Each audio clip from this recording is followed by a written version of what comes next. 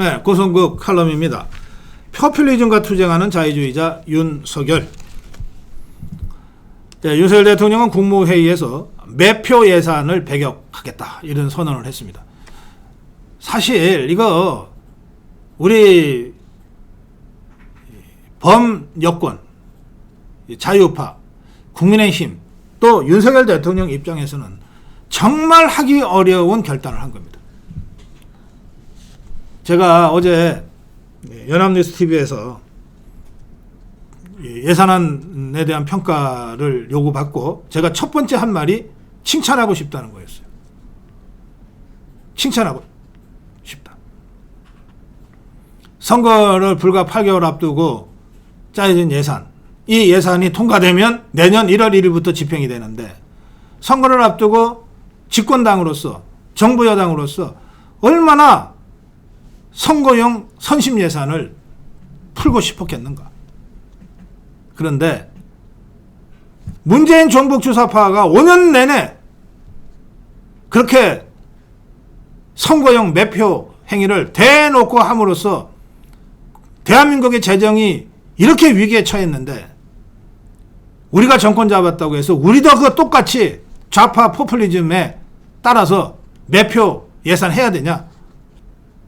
아무리 선거에 불리해도 나라가 망하는 짓을 할 수는 없지 않냐? 정말 매표 선심 예산의 그 달콤한 유혹을 뿌리치고 윤석열 대통령과 윤석열 정부가 초강경, 초고강도 긴축 예산을 편성했습니다. 아마 저 종북 주사파들까지도 속으로는 깜짝 놀랐을 거예요. 윤석열 대통령은 일각에서 선거를 앞두고 정부가 예산을 풀어야 한다고 주장하는데 매표 예산 그런 거 우리는 배격해야 한다.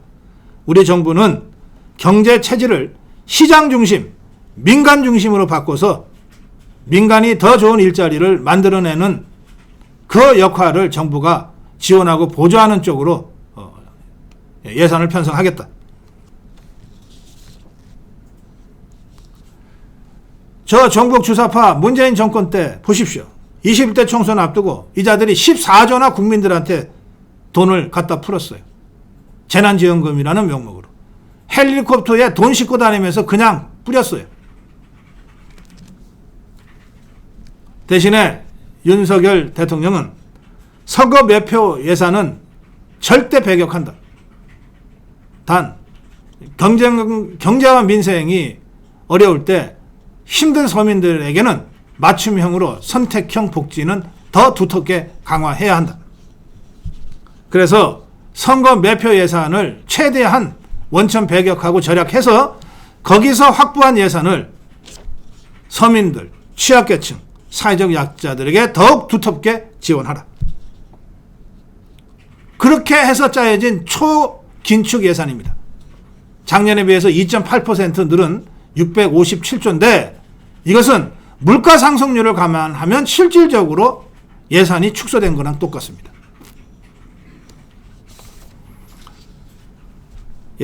윤석열 대통령의 지시입니다. 모든 재정사업을 원점에서 재검토하라. 정치 보조금 성격의 예산, 이권 카르텔 예산 과감하게 삭감하라. 그래서 총 23조의 지출 구조조정을 단행했다고 밝혔습니다. 그리고 정부가 예산을 657조를 쓰지만 이게 고정 경직성 예산이 엄청나게 많아요. 이를테면 월급 안 줄 수 없잖아요. 이미 건설이 시작된 고속도로 끝내려면 예산 계속적으로 집행 안 할 수 없잖아요. 이런 계속 사업 예산과 법적으로 지출해야만 될 법정 의무 예산과 경직성 예산을 다 빼면 정부가 대통령이 임의로 쓸 수 있는 예산은 120조밖에 안 돼요. 657조 중에 120조. 정부 재량 지출 120조의 20%에 가까운 돈을 줄인 겁니다. 23조라고 하는 거는. 그걸 줄여서 확보한 예산을 약자 복지에 집중적으로 배분했어요. 보건, 복지, 고용 예산. 추경호 장관은 그동안 확대된 재정수지 적자 폭과 1,000조 원 이상의 누적된 국가 채무로 우리 재정 상황이 어렵고 올해와 내년 세수 상황도 녹록지 않다. 내년도 예산안을 편성하면서 허리띠를 더욱 졸라매 내년 예산 증가율을 2023년 5.1%보다 대폭 축소한 2.8%로 억제했다. 이렇게 설명했습니다. 대부분의 언론이 내년도 657조 초긴축 예산, 23조의 구조조정, 이렇게 윤석열 대통령의 긴축 재정 기조를 전해주고 있습니다. 윤석열 대통령은 단순히 돈을 줄이겠다는 것이 아니에요. 기본적으로 자유주의 철학을 갖고 있는 윤석열 대통령은 민간이 중심이 돼서 일자리도 창출하고 경제도 활성화시키고 투자를 하는 것이 중요하다. 정부가 돈 뿌리는 식의 좌파 포퓰리즘은 배격돼야 한다. 이 기조에서 예산을 짠 거예요. 그러면 이걸 보도하는 언론도 적어도 윤석열 대통령의 어떤 철학과 비전이 바탕이 돼서 이런 예산이 나왔는지를 해설은 해줘야 될 거 아니야. 생각이 다르더라도. 그런 해설이 없어요. 아시아투데이가 제가 보기에 윤석열 대통령의 이번 초긴축 예산의 성격을 제대로 전해주고 있습니다. 내년 예산 657조, 아시아투데이의 일면 탑 기사입니다. 일면 탑 기사. 긴축 모드, 윤, 재정 만능주의 배경. 그러니까 이 초긴축 예산이 윤석열 대통령의 좌파 포퓰리즘을 배격하기 위한 결단에 의한 것이다. 이런 식의 설명을 아시아투데이가 일면 탑에서 하고 있습니다. 실제로 올해 물가 상승률을 고려하면 예산 삭감에 가까운 예산안인데 문재인 정부의 확장 재정으로 무너진 나라 살림을 건전 재정으로 전환하기 위해 허리띠를 졸라맨 것이다. 그러면서 23조 원 규모의 지출 구조 조정을 통해 취약계층 등 재정이 꼭 필요한 곳에 대한 투자는 과감하게 단행했다. 이렇게 설명을 하고 있어요. 자, 그런데 조선일보 사설 오늘 보셨습니까? 저 깜짝 놀랐습니다. 조선일보 사설은 이렇게 되어 있습니다. 이게 오늘자 조선일보 사설이에요. 제가 아까 오염 처리수라는 단어를 쓰고 있다 그러면서 조선일보 칭찬했는데 그 칭찬은 칭찬이고 조선일보 사설은 제목이 이렇습니다. 나라빚 62조 원 더 늘리는 내년 예산. 이게 무슨 건전 재정인가 이랬어요. 자, 이 나라빚 누가 만들어 놓은 거예요? 문재인 종북 주사파 정권 5년 동안에 나라빚이 400조가 더 늘었어요. 1000조가 넘었어요. 그러면 대한민국 국가 운영 아예 접어야 됩니까? 어떻게든 해야 되잖아요. 경직성 예산, 법적으로 의무적으로 지출해야 될 예산, 이런 거 다 빼면 정부가 가용 가능한 예산은 120조에 불과해요. 120조 중에 10분의 1인 23조를 구조조정을 해서 복지에 넣었어요. 그런데 조선일보가 사설로 이게 무슨 건전재정이냐고 하면 어떡하라는 거냐고. 왜 조선일보는 사태가 이렇게까지 되는 과정에 진짜 이 문제의 책임자인 문재인이와 문재인 정권에 대해서는 제대로 비판하지 않느냐 말이에요. 제가 사설을 꼼꼼히 봤습니다. 지난 정부의 재정 만능주의를 배격하고 건전재정 기조를 확실히 전환했다고 강조하지만 그렇게 인정하기 어려운 부분이 눈에 띈다 이랬어요. 그러면서 병사요 월급 올려준 거 이런 걸 시비 걸고 있어요. 문재인이가 무너뜨린 게 어디 재정 하나입니까? 대한민국 전체를 무너뜨리려고 하지 않았습니까? 우리 군의 사기가 땅에 떨어졌잖아요.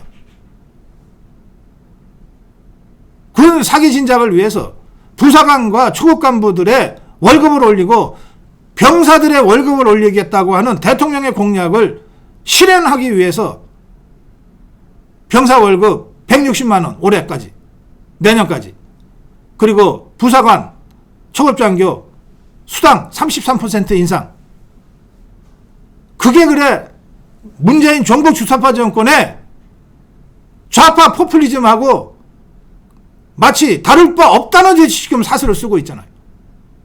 어쩌자는 거냐고 도대체.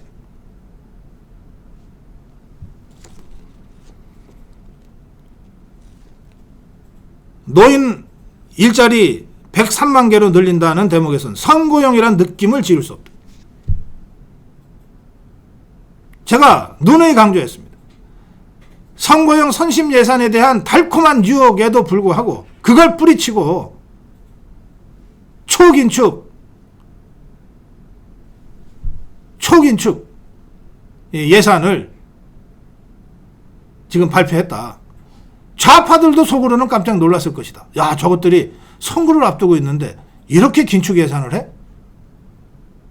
조선일보 눈에는 그게 안 보입니까?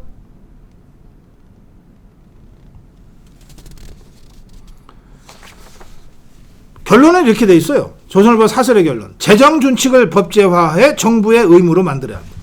자, 재정준칙. 누가 반대했습니까? 문재인 정권이 반대하지 않았나요? 문재인 정권이. 더불어민주당이 반대하는 바람에 우리 자유우파가 지속적으로 재정준칙 법제화 주장을 했음에도 불구하고 아직까지 안 된 거 아니에요. 아니, 재정준칙을 대안으로 제시하려면 누가 무슨 이유로 왜 반대했는지도 얘기를 하면서 해야지. 이런 터무니없는 시비를 걸면서 초긴축 예산에 흠집을 내겠다고 하는 조선일보 사설의 의도를 제가 정말 이해할 수가 없어요. 그래서 여러분, 신문 잘 봐야 됩니다. 언론 잘 들어야 돼요. 저는 이번 예산 좌파 포퓰리즘과 비타협적으로 투쟁하는 자유주의자 윤석열 대통령의 진면목이 여실히 드러난 그런 초긴축 예산이었다. 이렇게 평가합니다. 왜 그렇게 할 수밖에 없었는지에 대한 상황과 정황 설명을 국민의힘이 우리 국민들한테 정말 절실하게 해야 됩니다. 왜 이렇게 허리띠를 졸라매야만 되는지, 어쩌다가 대한민국이 이렇게까지 됐는지, 이러한 이 후속 조치들을 국민의힘이 좀 더 적극적으로 나서서 할 것을 제가 강력하게 촉구합니다. 고성국 칼럼이었습니다.